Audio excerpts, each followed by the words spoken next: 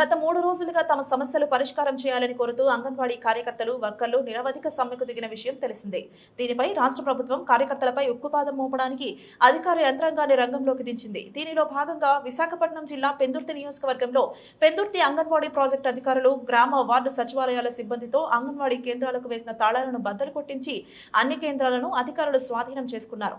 ఈ సందర్భంగా రాష్ట్ర అంగన్వాడీ కార్యకర్తల గౌరవ సలహాదారుని బృందా మాట్లాడుతూ ఎన్నో ఏళ్ల నుంచి తమ సమస్యలు పరిష్కారం చేయాలని కోరుతూ రాష్ట్ర ప్రభుత్వాన్ని కోరుతూ వస్తున్నామన్నారు. ఈ సమస్యలను ప్రభుత్వం ఏమాత్రం పట్టించుకోకపోవడంతో దిక్కులేక అంగన్వాడీ కార్యకర్తలందరూ నిరవధిక సమ్మెకు దిగడం జరిగింది అన్నారు.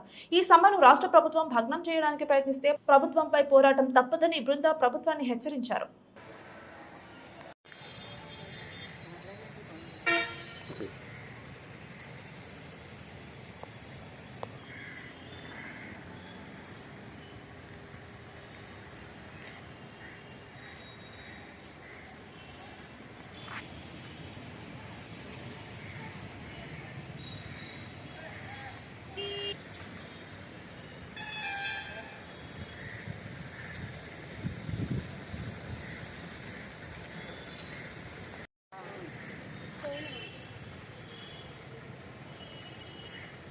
ఉద్యోగాలు ఏదో వాళ్ళే చెప్పేవాళ్ళు.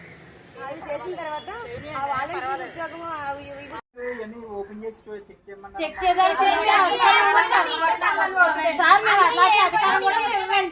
మేమివ్వండి. అలాంటి మీ కమిషనర్ వాళ్ళు బాధపోల్ది వాళ్ళ జీతాలు మా పిల్లలు చూస్తున్నారు. వాళ్ళ జీతాలు పెంచమని వాళ్ళు అడుక్కుంటున్నారు.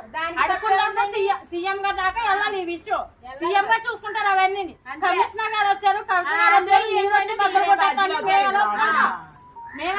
మా తల్లులు మేము తల్లులు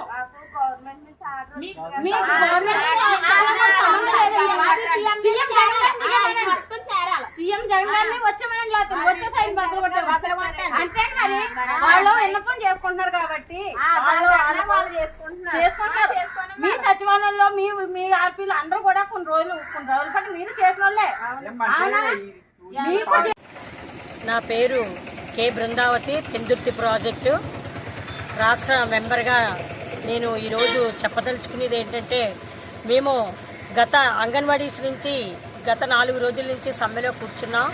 అయితే ఈ ప్రభుత్వం మమ్మల్ని చర్చలకు పిలుస్తుందేమో అనే ఆశతోటి చాలా ఓర్పుగా నేర్పుగా మేము సమ్మెను కొనసాగించే సమయంలో 3వ రోజు అయినటువంటి నిన్న ఈ ప్రభుత్వం ఏం చేసిందంటే, ఈ సమ్మెను విచ్ఛిన్నపరచడానికి రెవెన్యూని సచివాలయం సిబ్బందిని పంపించి అర్ధరాత్రిని కూడా చూడకుండా తాళాలు పగలగొట్టి చాలా బీభత్సాన్ని సృష్టించింది. అంగన్వాడీలకి మానసిక క్షోభని గురి చేసింది.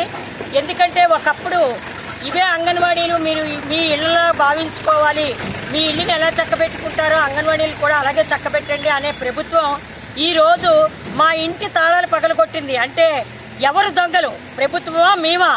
మా ఇంటిని దోచింది. ఈ ప్రభుత్వానికి మేము చాలా ఒప్పుకొచ్చాం.